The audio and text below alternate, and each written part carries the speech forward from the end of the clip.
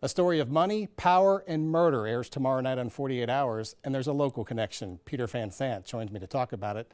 Now, Dr. Schwartz was a millionaire doctor found murdered in his Florida home. There's plenty of intrigue surrounding this, correct, Peter?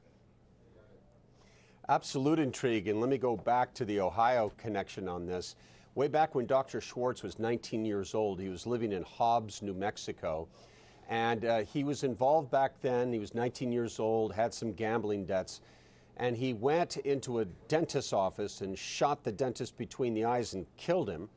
And somebody who had been associated on the periphery of this crime is now a professor at Youngstown State University, an adjunct professor named Philip Dyer.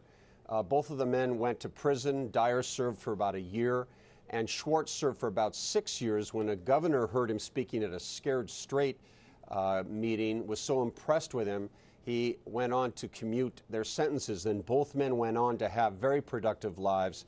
But it's a strange twist in here that someone from Ohio was involved in a murder in New Mexico that may resonate now with this murder that occurred in 2014, because Schwartz went on to become one of the top kidney doctors in the entire state of Florida, worth about $40 million, and he was found shot, stabbed, and strangled in his home by his wife, who the handyman says was behind the murder. And so it's an intriguing screenplay, you can't make this stuff up kind of hour, but it's a spectacular 48 hours. And your story focuses a lot on the handyman and his role and how he says he wasn't really involved, right? Yeah, the handyman is a fellow by the name of Leo Straga, who's from Albania originally. He'd been working in Florida for a number of years.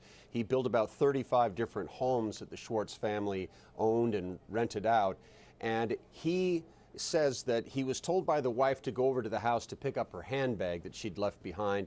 He goes in and discovers the body, touches it to see if Dr. Schwartz is still alive, and then goes back to Becky, where he allegedly says to her, why did you do this? And she says, well, you know why I did this, and don't tell anybody or you'll lose a significant amount of money. And Leo never tells anybody about the murder, but later that day, the wife comes home, finds the body, calls the police, and that's when the investigation began.